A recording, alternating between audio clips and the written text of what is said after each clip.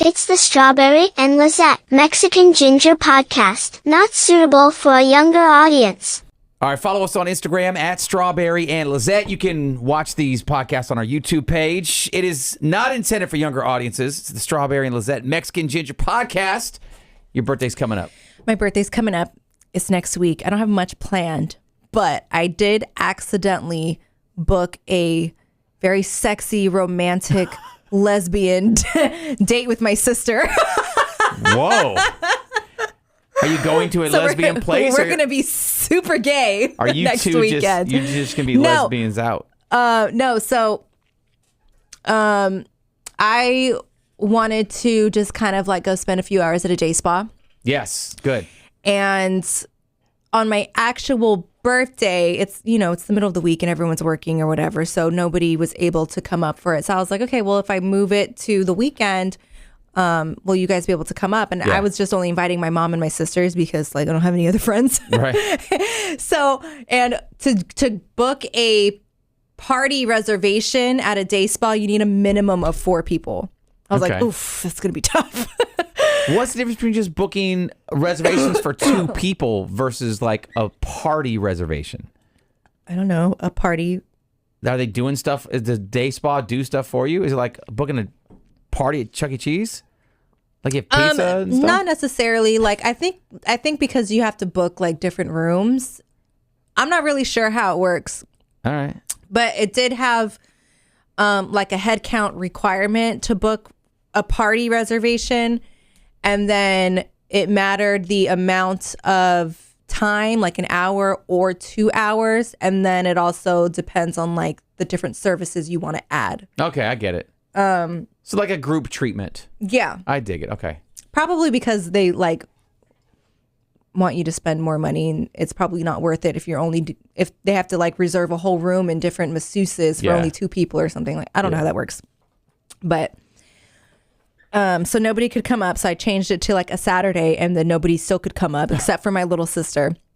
So I was like, okay, well, I guess it's just going to be me and her. So I was looking at the packages on this day spa website, and me and her, not enough to book a group party. So I went to like the couples packages. Because it's for 2 people. Sure. I'm sure in their head it's for people who are in relationships because it's super romantic. It's like they have like a hydrotherapy, like bubble bath jet spa that you do, and then like a sauna, and then couples massages. They give you free chocolate and free champagne. Like it's super romantic. I was like I get the vibe they're trying to set. And I'm here for it. And I texted her and I was like, so I booked us a couples massage and it's like super romantic, but they're going to give us chocolate and champagne. She's like, I'm in. She's like, fuck yeah. Like, I'm so excited. Which sister? My little sister. Okay. The nurse. You got it. Yeah. Well, they're all nurses, but the small one. Gotcha. Okay. The little one. Yeah. But yeah, so we have a very romantic day planned. I was like, it's going to be so fun. We'll go to this romantic spa and have romantic couples massages for 2 hours or whatever they're going to do. Yeah. I was like, and then we'll go to a really nice dinner after. Hell yeah. It's going to be so nice. That's funny. So yeah, I'm going to be super gay with my sister next weekend. Hell yeah. I'm down for a day spa. That's a good look. See, that's a good plan. Good. Yeah, I think it'll be fun. Put that in motion. Okay. I have a note here, but it's for you. Oh, okay. So I know you brought a few things to the podcast today.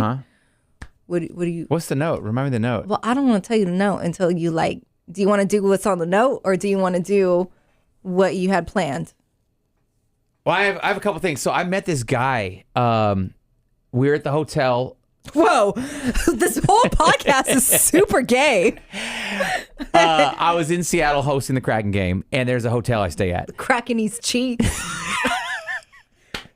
So I know that game. You know that game. So was this after the game? This was after the game. Shoo! This keeps getting better and better. So the fiance and I go to the bar, and then and you picked up a third? No. So there's this dude, like this older older dude, kind of a large guy, and he was sitting in the corner. And then we're like, hey, we'll just pull up a chair next to you, grab some didn't know wine. him? No, we'll grab some wine or whatever. He's been there for a little bit. He's drinking a little bit. Starts talking to us. Turns out, maybe I shouldn't say what he does. Turns out he was there on business. I'll just say that. Turns out he was there on business. He's from London, right? He's in Seattle on business. Said, oh, cool. Wait, if he's not even from here, why can't we know what he does? I'll tell you off air. No, tell me now. I'll tell you off air. So wait, tell me why you can't tell me. Is what he does like adulty? No, let me think. Why can't I tell? All right, I'll just say it. I think it's okay. He works for... I love how it's so easy to just convince you. Like, no, just tell me. I'm trying to think. I guess it would just be a violation of trust more than anything. So it's fine. You don't even know him. I know. So anyway, so he's an older guy from London or England, whatever. And so he's like, oh, I'm in town for business. Oh, cool. You know, what do you do? I'm like, oh, I just came from the arena. There was a hockey game. I host the games. He's like, oh, I'm going there tomorrow. I'm like, you're going to the arena tomorrow? He's like, yeah, he explained what he did, but basically he, when there's concert tours, he does like, he's part of the crew, sound, lighting, video effects. Like he's like a crew lead. He's like, yeah, there's been some problems with the Tyler, the Creator show. Not with the show, but like the crew running it, like doing all the technical stuff. He's like, so I was brought in here to like, straighten them out and like, to lead the team or whatever. So we're like, oh, okay. He's like, yeah, I was just with this artist. Is this what you couldn't tell me? Or wait. I guess so, yeah. Was it something else? No, that was it. Just like why he was in town. Because we just had a whole 5-minute conversation about why you couldn't tell me what he does. And then you just, in the story, told me what he was doing in Seattle. I'm trying to figure out what... Well, no, I'm getting to the point. I'm getting background on him first. Okay. So anyway, I'm like, okay, cool. And he's like, yeah, I think I've been to Seattle before. I'm like, bro, if you're leaving in 48 hours, like you got to go explore the city. He goes, yeah, well, earlier I walked down towards the water to the market. I'm like, oh, yeah, Pike Place. He goes, yeah, I went to Pike Place and I walked through Zombieland. And I'm like, oh, yeah, 3rd Avenue where all the open air drug market. So I'm like, oh, I was like, yeah. what? I was like, what's a Zombieland? I've been to Pike Place plenty of times. He's like, I've never been inside Zombieland. He's like, yeah, to get there, he's like, felt like I was missing out. No, he's like, it's beautiful, but then like to get there, like a block away, it's like just zombies everywhere. I'm like, yeah. And he goes, what is it? Like they're standing up, but they're folded over and they're asleep. But they're asleep standing up and they're folded over. I'm like, yeah, man, that's fentanyl. Listen, my good sir. Welcome to America. That's what he said. He's like, fentanyl. He's like, that's an American thing, huh? Like we don't do that. Like that's not a thing back back home. Like he's like, fentanyl, that's the drug. We're like, yeah, man, it's killing people. Like just a tiny like a grain of sand worth will kill you, whether you like take it or it touches your skin. Like you can overdose just by it touching your skin. He's like, that's weird. Like that's obviously not natural. Like he's so intrigued by this fentanyl thing. He's like, it can't be natural. Like no, it's created and it's mixed into stuff. And he goes, I know someone who died of that, but I didn't know what it was. And I'm like, oh, do tell. And he told us a story. He was over in London. There was some like attractive girl like out with her dad. Her dad, I'll give you the whole story. Her dad was like dying. So he's like, me and my daughter are estranged. We're going to like do a trip through Europe to kind of like, reconnect before I die. The daughter wasn't into it. And the daughter at the time was like 30 something years old. So Aww. Yeah. So somehow the daughter met this stagehand that I was hanging out with, and they hung out for a couple days and in Europe, and then they kept in touch, and she went back to the States, and then she was coming back to Europe like a couple weeks later to meet the guys. So they're like on Facebook, they're messaging, they're texting. Cool. Hey, I'm taking off tomorrow. I'll be there. Da da da da da. He's like, cool. And then she was supposed to land, never landed. He's like, that's weird. Texting her, nothing. He's like, okay. He waits another day. Maybe her flight got delayed. Nope. Not hearing from her. Calling, texting, nothing. So he's like, she probably, we were just a fling. No big deal. Like maybe she just didn't want to like see me anymore, or she moved on or something. He's like, whatever. A couple days go by. He's like, you know what? I got to find out why she stood me up. He goes onto her Facebook page, and her dad made a post like whatever her name was, passed away from a overdose, something like her ceremony is going to be whatever. And in that message was the word fentanyl. He's like, that's the first time I ever heard it. Like, I heard what fentanyl was. And so I'm like, yeah, man, people are dying out. And he was like, yeah, I met a girl and she was coming to see me, but she had an overdose of fentanyl the day before she jumped on the flight to come see me.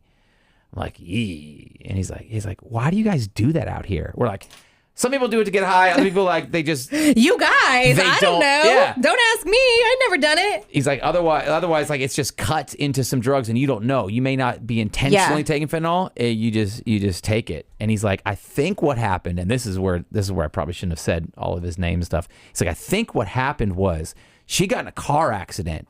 It's like, I think she was intoxicated at the time, but I didn't really press her on it. She got in a car accident. I guess got scalped. Oh, Jesus Christ. Like... her hair like ripped her scalp off. They had her in the hospital. They did some surgery. They covered it.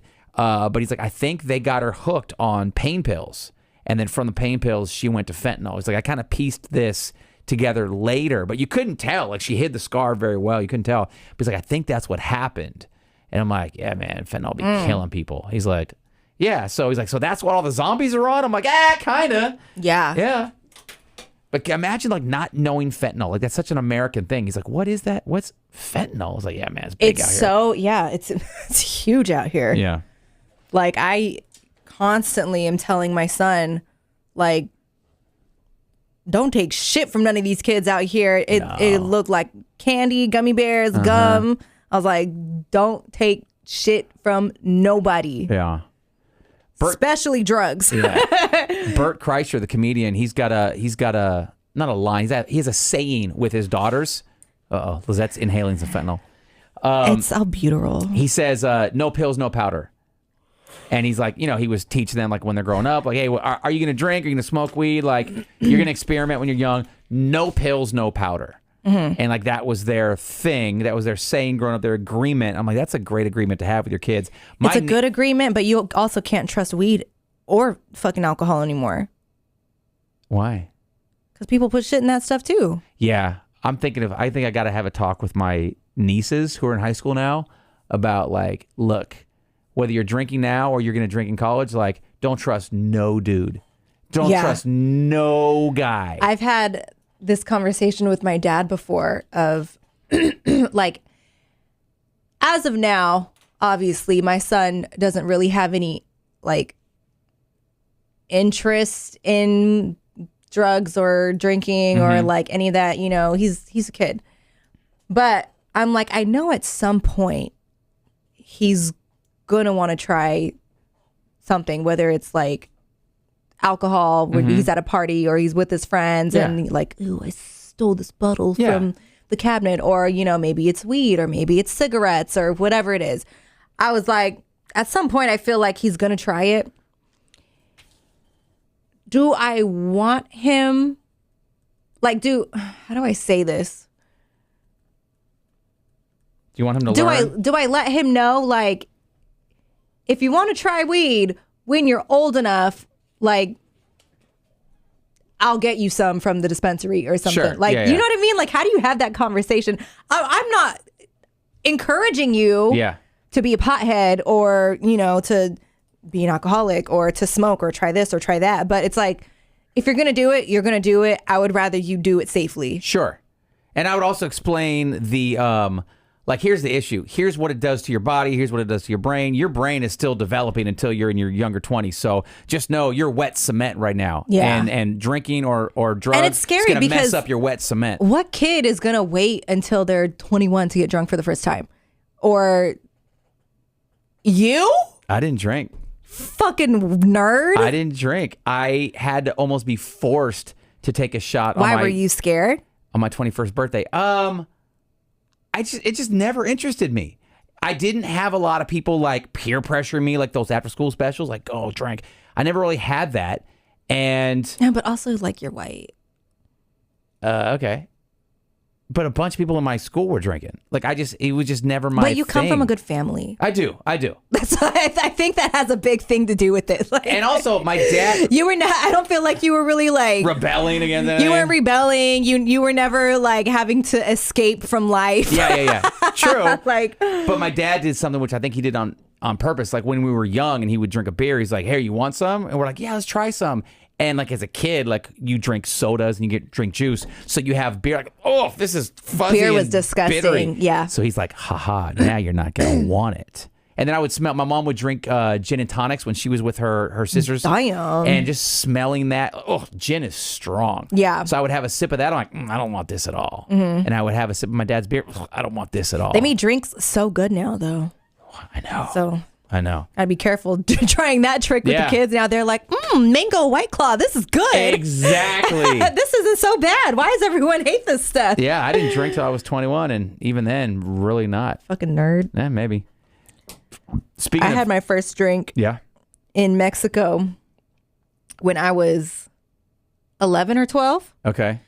My aunt's neighbor was teaching us, me and my sisters, how to properly take shots of tequila. Yeah. So we had the salt and like the lime on the salt on our hands, and then like the little wedge of lime, and we probably had about 2-3 shots of tequila. Okay. It's my first time getting at 11. Yep. Whoa. I think that was my first time getting drunk. Nice. I wasn't like fucked up drunk, but I like 3 shots of tequila is a lot to go from 0 to 3 shots of tequila. Yeah. But I mean, it's Mexico. Nobody blinks an eye. Sure. Sure. I would think with your son, though, I think you say, hey, here's the effects that X, Y, and Z could have on you. You're probably going to experiment when you're ready. The first time you smoke weed, you're going to shit your pants. So I would prefer that for your own sake, you just do it at home. Like that dude. Like you will shit your pants. Don't do it at a party. You have to tell him, yeah. It better not be the first time you smoke at a party, because guess what? You're going to shit your pants. Yeah. That's funny. You tell them that when they're young. Yeah. Like that's how my, was it my sister or my brother? One of them, they would tell their kid that dessert was fruit. It's like, oh, you want some dessert now? Yeah, here's some fruit. They didn't know the difference. Yeah. So they're not going to dinner like, I want ice cream, I want cake, I want pie. Like, well, let me have some dessert. Here's a nectarine. Oh, that's sad. So tell your kids, hey, you're going to poop your pants when you smoke weed. Anyways, were you done with your story? For him, yeah. For the fentanyl story. Okay, so the note that I have here.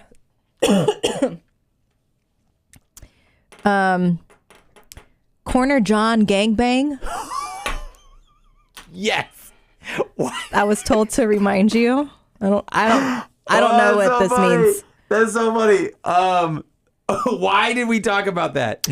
So this stemmed from the OnlyFans models that banged like 100 or 1,000 guys. It was 1,000 guys. 1,000 guys in 24 hours, trying to like set a record and go viral and stuff. It's actually 2 women that did this, and both of them are now saying, are hinting that like they're pregnant. At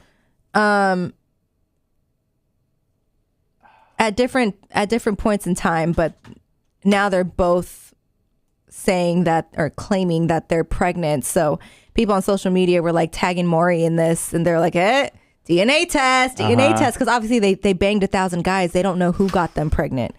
And Maury basically was like, I'm gonna go ahead and sit this one out. Like, y'all be safe though. Good luck. So as you're talking about this, I'm trying to Google gangbang. Whoa.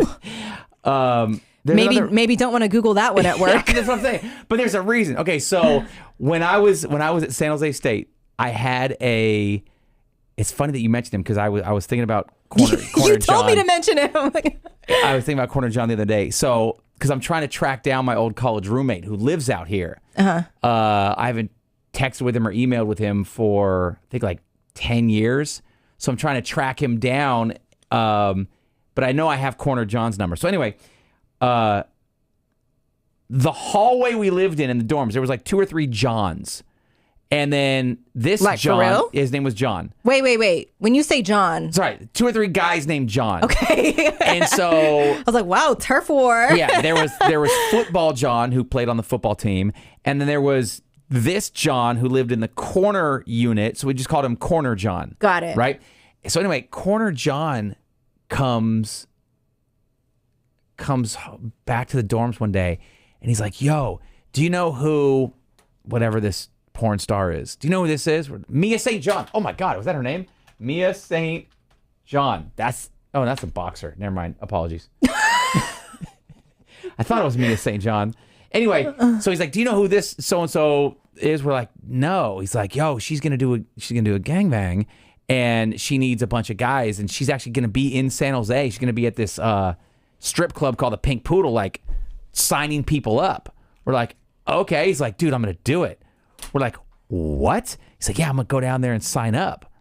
We're like, all right. And this is like before like gangbangs are like a lot of OnlyFans people are doing it, and like these 2 models are doing it. So I think this was at a time when it wasn't like as common. Too popular. No, because it blew all of our minds. We're like, what? He's like, yeah, she's gonna be at the Pink Poodle.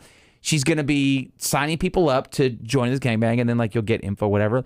So he's like, come with me. We're like, bro, I'm not going with you. I'm not sure if my college roommate Chewy went with John or not. But John said he signed up. John said he went down to like the not the audition, but like you got to go, you got to get a blood test and stuff like that. That's another thing we're asking. We're like, bro, it could be a lot of diseases passed off for this thing. Like, first off, you're not gonna do it. He's like, yeah, I'm gonna do it. So he went down. He said he got a blood test, and then we never heard back. We never heard if he did it or not. We just stopped talking about it. They're like, oh, this guy's got some things. Yeah. So he's not qualified anymore. I forget, but anyway, yeah, he's not my college roommate. My dorm neighbor he said he was gonna be in one, and we're like, okay, bro. And he's like, dude. He's like, when we get older, this will be a story you can tell. And at the time, you're like, whatever. But now it's like, that would have been a story to tell. So he never did it. I don't know if he ever did it or not. If he did, you would know. He also did some weird stuff. This kind of fits, basically. This fits the profile. Was he one of those guys that would just like, you know how there's those people that just lie about shit all the time? Was he one of those? I don't know if he would lie. This is the best way we would describe him to friends of ours. You know those war movies like Saving Private Ryan or Black Hawk Down? You know those soldiers that like you like the soldier in the movie and they have like a picture of their sweetheart in their helmet and like, when I get home I'm gonna marry her, and then like right before they get shipped home, like they die, like they die in the war. Like, oh man, like poor little kid, like that was Corner John. Corner John like was a sweet guy, but it's just like nice guy, but like, oh, you know what? I think the world is gonna chew you up and spit you out, bud. Kind of like that. So he's the guy that gets shot in these war movies, and he has a picture of his girlfriend in his helmet. So did he maybe want to go do this gangbang for his friends' like approval? Was he one of those? Like, maybe you guys would think it's cool, so he's going to do it so that he can say he did, so that you guys will like him? I kind of want to call him, but he's got a wife. He's like a dad now. He's got a wife and kids. I don't want to text him that, obviously. I got to get him on the phone and be like, yo. But it's funny you mention him because I'm trying to coordinate like a roommate reunion with Chewy, Corner John, 2 other buddies of mine. We're like, yo, let's all hang out and grab dinner. So I'm trying to track down Chewy. So when I track down Chewy, I'll get a hold of John. I'll ask John in person about the gangbang, and I'll report back to you. Okay. Sound good? He lives... Oh, never mind. Never mind. You're the worst. I know. Okay. Edit that part out. But you didn't say where he lives. I know. But you did look I did. that way I at pointed. the hotel next to It was us. right there. Speaking of kids, remember the cartoon The Jetsons? Do you know anything about the Jetsons? Yeah. Okay. So I didn't watch it, but okay. But you know the song Meet George Jetson, his wife Jane. I don't remember the song. I remember the intro. Meet George Jetson. Oh, yeah. His wife, or Jane, no, his daughter, Judy. Doo-doo-doo-doo. Jane, his wife. Doo-doo-doo-doo. His boy, Elroy. Anyway, so do some math over here. I saw somebody mention this theory, and I'm like... So did I just put it on my phone then? Yeah, you might need to do some math. So the Jetsons is a futuristic family. Mm-hmm. They had flying cars. They lived in the sky. The cartoon was set in 2062. Okay, so 2062. So somebody mentioned this theory. I'm like, that has to be wrong. So I looked it up. I looked it up on the Wikipedia page. I also Googled it, and I checked a third site. So all this is true. George Jetson in 2062. George Jetson is 40 years old. Okay? Mm-hmm. His wife, Jane, is 33. Okay. It's age appropriate. They have a daughter who's 16 years old. Hold on. I think I do need to write all this down. Do the math. If Jane... Okay, George is... 40. 40. Mm-hmm. Jane is... 33. 33. The daughter... Judy. Is right? 16. 16. Yeah. Yikes. You kind of see where I'm going with this one? Yeah. Okay. So, how old was Jane when she had Judy? How old was Mrs. Jetson? 17. Uh-huh. How old was George, who's 40 now with a 16-year-old? 24. 24 and a 17-year-old. But when did the show come out? 2062. No, when did the show come out? Oh, I don't know. It's got to be from like the 70s, right? Maybe. I don't know. I think that was acceptable back then. But okay, let's say you're pregnant for 9 months. So there's a possibility that she was 16. Then she was 16 and he was 24, maybe 23. Yeah, I think in the 70s people didn't care. There's no way they didn't care. Did they not care? I feel like they didn't care. Also, they're cartoons. Yeah, but the math is still mathing.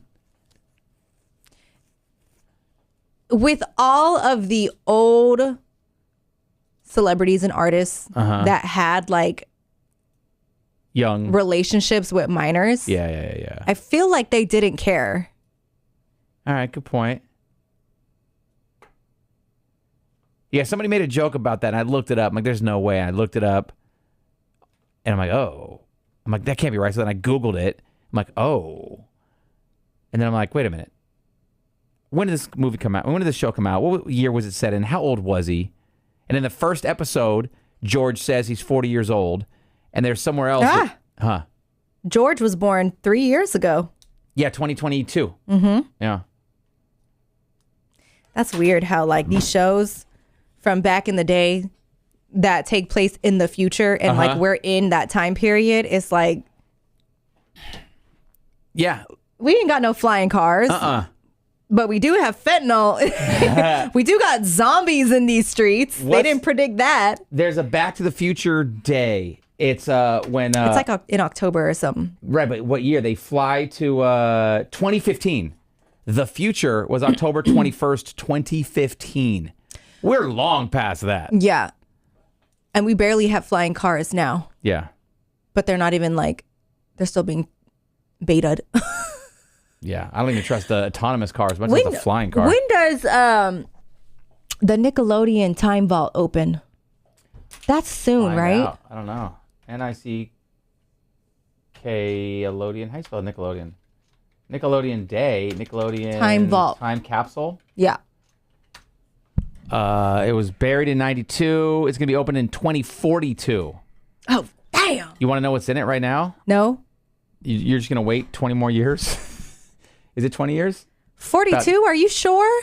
Yeah, this says right here. It's scheduled to be open in 2042. It contains items that were considered important to children at the time. What's in the capsule?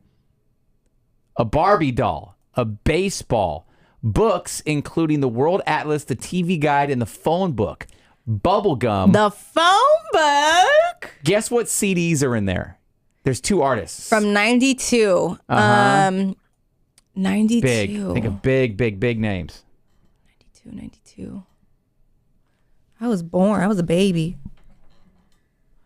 And it's Nickelodeon. Is it like Nickelodeon relevant? Nah. Elvis? Nope. Big in the 90s. Tupac? No. Biggie? No. Wrong track here? Yeah, wrong track. I don't know. MC Hammer and Michael Jackson CDs. Oh, shit. There's a piece of the Berlin Wall. There's Reebok pumps. Oh. I never had the pumps. I think my cousin did, and I tried them on once. They were cool, but I never owned Reebok pumps. Rollerblades, a skateboard, VHS movies of Back to the Future and Home Alone. Interesting. Damn, how big was this vault? It looks like it was buried in the... Is it in the ground it's buried?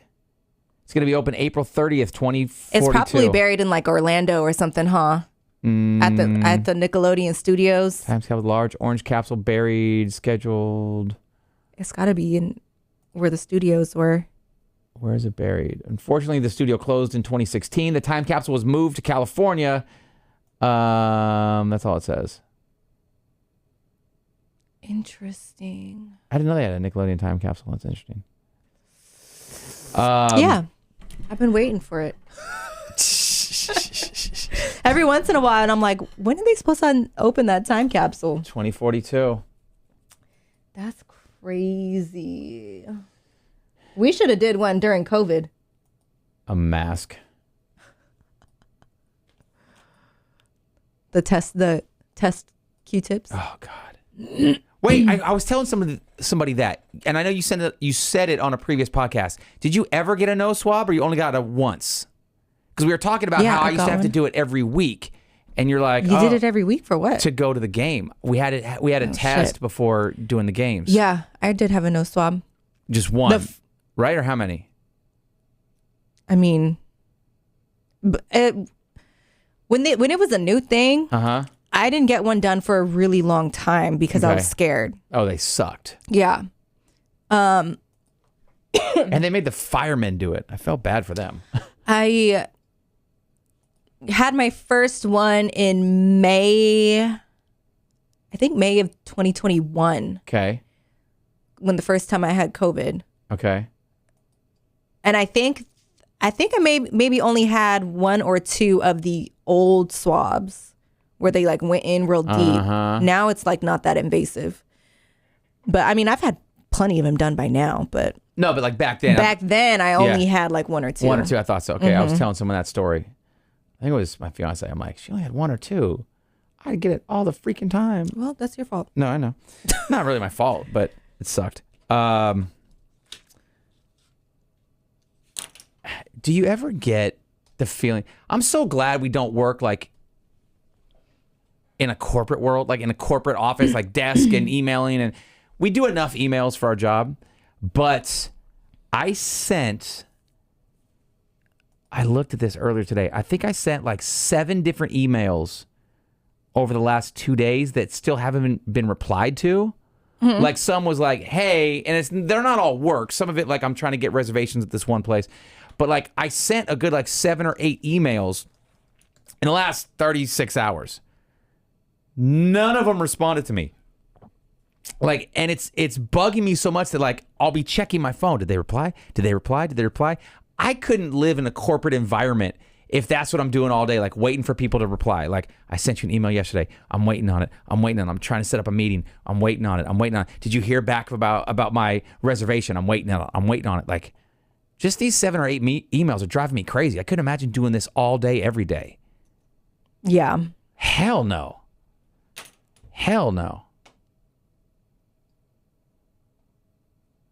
Like, for example, did you get my email about the Portland? Yes. Okay, good. That's another thing. I'm like, maybe my emails didn't go out. Are they still in the draft? I mean, that's just one. Not that I expected anybody to reply, but like there's other ones. Yeah, that one didn't really like call for a response. No, I know. But like, hey, thank you. But no, just because that's one of the 8 or 9 emails I sent that I didn't hear back, I'm like, maybe my email's broken. Like maybe just my emails aren't being sent.